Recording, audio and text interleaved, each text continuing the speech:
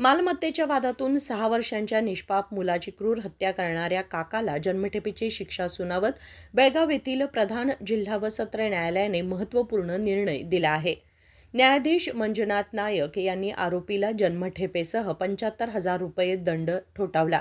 त्यापैकी 25,000 रुपये रक्कम मुलाच्या वडिलांना नुकसान भरपाई म्हणून देण्याचे आदेशही देण्यात आले. बेळगाव जिल्ह्यातील सौंदत्ती तालुक्यातील हरोगप गावामध्ये जानेवारी 2021 मध्ये घडलेल्या या भीषण हत्याकांडाने राज्यभर खळबळ उडवली होती. आरोपी इरप्पा संकण्णवर हा आपल्या भावाशी असलेल्या मालमत्तेच्या वादामुळे संतापून खेळत असलेल्या 6 वर्षाच्या सिद्धार्थ वीरेश संकण्णवर याच्यावर कुऱ्हाडीने 5 ते 6 वार करून त्याची हत्या केली होती. हत्यानंतर सिद्धार्थची बहीण अंकिता हिच्यावरही जीवघेणा हल्ला करण्याचा प्रयत्न करण्यात आला. मात्र नागरिकांच्या मदतीने आई आणि मुलीचा जीव वाचला. या प्रकरणात एकूण 35 साक्षीदारांचे जबाब नोंदवण्यात आले होते. त्यामध्ये 3 लहान मुलांच्या साक्षीला विशेष महत्त्व मिळाले. न्यायालयासमोर भीती न बाळगता त्यांनी घडलेली घटना स्पष्टपणे सांगितल्यामुळे निकाल देताना त्याचा मोठा आधार झाला. आरोपीच्या वकिलांनी घटनेच्या दिवशी तुम्ही शाळेला गेला होता का असा उलट तपासणीचा प्रश्न विचारला असता मुलांनी न डगमगता सत्य सांगितले.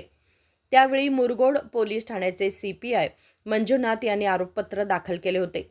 सरकारी वकील नारायण आरी यांनी प्रभावी युक्तिवाद करून कठोर शिक्षेची मागणी केली होती. सर्व पुरावे आणि साक्षी विचारात घेऊन न्यायालयाने अखेरीस जन्मठेपेची शिक्षा सुनावून कठोर संदेश दिला आहे.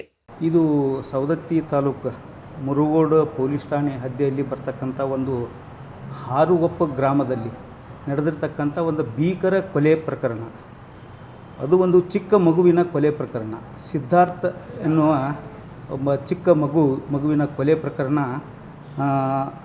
ದಿನಾಂಕ 20/1/2021 ಬೆಳಗಿನ ಜಾವ 8:15 ಗಂಟೆಗೆ ಅವರು ಮನೆಯ ಅಂಗಳದಲ್ಲಿ ಆತನ ಜೊತೆ ಮೃತ ವ್ಯಕ್ತಿ ಪುಟ್ಟ ಬಾಲಕ ಈ ಸಿದ್ಧಾರ್ಥ ತನ್ನ ಒಂದು ಇನ್ನೂ 3 ಜನ ಮಕ್ಕಳೊಂದಿಗೆ ಆಟ ಆಡುತ್ತಿದ್ದಾಗ ಈ ಈರಪ್ಪ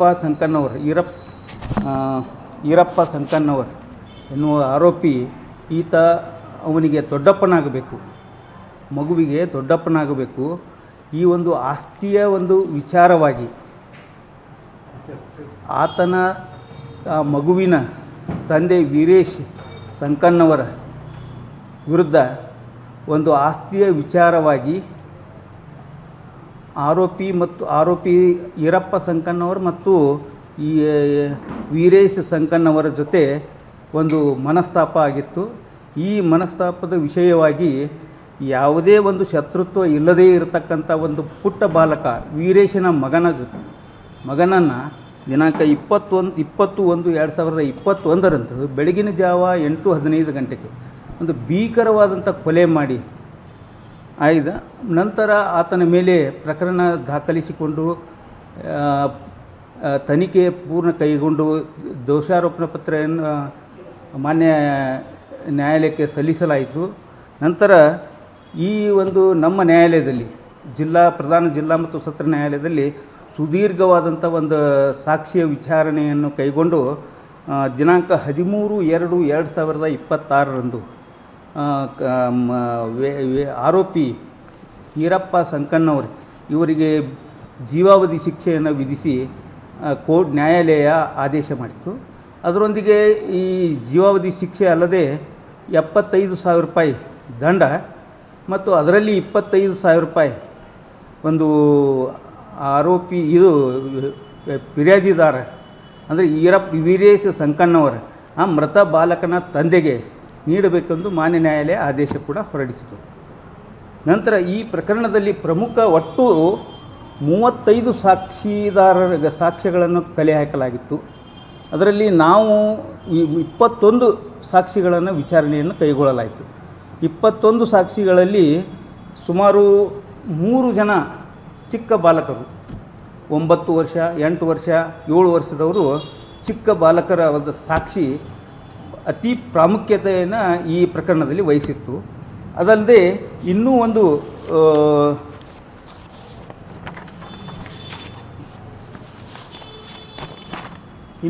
5 ಜನ ಪ್ರತ್ಯಕ್ಷ ಸಾಕ್ಷಿದಾರರು ಕೂಡ ಇದ್ದರು. ಘಟನೆಯನ್ನು ನೋಡಿದಂಥ ಪ್ರತ್ಯಕ್ಷ ಸಾಕ್ಷಿದಾರರು ಕೂಡ ಇದ್ದರು. ಎಲ್ಲ ಸಾಕ್ಷ್ಯಗಳ ವಿಚಾರಣೆಯನ್ನು ಸಂಪೂರ್ಣವಾಗಿ ಕೈಗೊಂಡು ಸಾರಾಸಾರ ಮಾನ್ಯ ನ್ಯಾಯಾಲಯವು ವಿಚಾರಣೆಯನ್ನು ಮಾಡಿ ಕೊನೆಗೆ ಆರೋಪಿ ತಪ್ಪಿತಸ್ಥನೆಂದು ಕಂಡುಬಂದು ನಂತರ ಆರೋಪಿಗೆ ಜೀವಾವಧಿಯನ್ನು ಶಿಕ್ಷೆಯನ್ನು ವಿಧಿಸಲಾಯಿತು. ಈ ಪ್ರಕರಣದಲ್ಲಿ ನಾನು ಮಾನ್ಯ ನ್ಯಾಯಾಲಯಕ್ಕೆ ಒಂದು ಹೀರಿಂಗ್ ಆನ್ ಸೆಂಟೆನ್ಸಲ್ಲಿ ಕೇಳ್ಕೊಂಡಿದ್ದೆ. ಏನಂತಂದರೆ, ಇದೊಂದು ಪುಟ್ಟ ಬಾಲಕನ ಒಂದು ಅತಿ ಕ್ರೌರ್ಯತೆಯಿಂದ ಮೆರೆದಿದ್ದ ಆರೋಪಿ ಕ್ರೌರ್ಯವನ್ನು ಮೆರೆದಿದ್ದ ಒಂದು ಪುಟ್ಟ ಬಾಲಕ. ಯಾವುದೇ ಆತನ ಮೇಲೆ ವೈರತ್ವವಾಗಲಿ ಸಿಟ್ಟಾಗಲಿ ಇರದೇ ಇರತಕ್ಕಂಥ ಒಂದು ಪುಟ್ಟ ಬಾಲಕ. ಅಂದರೆ ಇಂಥ ಒಂದು ಪ್ರಕರಣಗಳು ಈ ಇತ್ತೀಚಲ ವಿರಳಾತಿ ವಿರಳ ಪ್ರಕರಣಗಳು. ಅಣ್ಣ ತಮ್ಮಂದಿರಲ್ಲಿ ದ್ವೇಷ ಇರುತ್ತಾ, ಹೊಡೆದಾಡ್ತಿರ್ತಾರೆ, ಅದು ಬೇರೆ ವಿಷಯ. ಆದರೆ ಇದು ಯಾವುದೇ ಒಂದು ದ್ವೇಷವನ್ನು, ಯಾವುದೇ ಒಂದು ವೈರತ್ವವನ್ನು ಆ ಮಗು, ಈ ಆರೋಪಿ ಈರಪ್ಪ ಸಂಕಣ್ಣವ್ರ ಮೇಲೆ ಯಾವುದೇ ಒಂದು ವೈರತ್ವ ಕೂಡ ಇರಲಿಲ್ಲ. ಒಂದು ತಂದೆ ಮೇಲೆ ಇರತಕ್ಕಂಥ ಒಂದು ಸಿಟ್ಟನ್ನು ಈ ಒಂದು ಪುಟ್ಟ ಬಾಲಕ, ಈ ಜಗತ್ತಿಗೆ ಬದುಕಿ ಬಾಳಬೇಕಾದಂಥ ಒಂದು ಪುಟ್ಟ ಬಾಲಕನ ಮೇಲೆ ಅತಿ ಕ್ರೌರ್ಯತನದಿಂದ ಮೆರೆದು ಆತನನ್ನು ಕೊಲೆ ಮಾಡಿ, ಭೀಕರವಾಗಿ ಕೊಲೆ ಮಾಡಿ, ಈ ಪ್ರಕರಣದಲ್ಲಿ ನಾನು ಮಾನ್ಯ ನ್ಯಾಯಾಲಯಕ್ಕೂ ಕೂಡ ನಿವೇದನೆ ಮಾಡಿಕೊಂಡಿದ್ದೆ. ಹೀರಿಂಗ್ ಆನ್ ಸೆಂಟೆನ್ಸ್ನಲ್ಲಿ ಹೇಳಿದ್ದೆ, ಇದೊಂದು ಭೀಕರವಾದಂಥ ಕ್ರೌರ್ಯದಿಂದ ಕೂಡಿದಂಥ ಒಂದು ಕೊಲೆ ಪುಟ್ಟ ಬಾಲಕನ ಮೇಲೆ ಆಗಿದೆ, ಹೀನಾಯವಾಗಿ ಆಗಿದೆ. ಆದ್ದರಿಂದ ಆತನಿಗೆ ಗಲ್ಲು ಶಿಕ್ಷೆ ವಿಧಿಸಬೇಕು ಅಂತೇಳಿ ಪ್ರಾರ್ಥನೆಯನ್ನು ಕೂಡ ಮಾಡಿದ್ದೆ. ಆದರೆ ಮಾನ್ಯ ನ್ಯಾಯಾಲಯವು ಕೂಡ ಅದನ್ನು ಪರಿಗಣಿಸದೆ ಒಂದು ಜೀವಾವಧಿ ಶಿಕ್ಷೆಯನ್ನು ನೀಡಿ ಒಂದು ತೀರ್ಪನ್ನು ಕೊಟ್ಟಿದ್ದಾರೆ. ನ್ಯಾಯಾಧೀಶರು ಮಂಜುನಾಥ್ ನಾಯಕ್ ಅಂತೇಳಿ, ಶ್ರೀ ಮಂಜುನಾಥ್ ನಾಯಕ್ ಅಂತೇಳಿ ನಮ್ಮ ಪ್ರಧಾನ ಜಿಲ್ಲಾ ಮತ್ತು ಸತ್ರ ನ್ಯಾಯಾಲಯದ ನ್ಯಾಯಾಧೀಶರು ಇದ್ದಾರೆ. विनोद कोलकार, KMM मराठी, बेळगाव.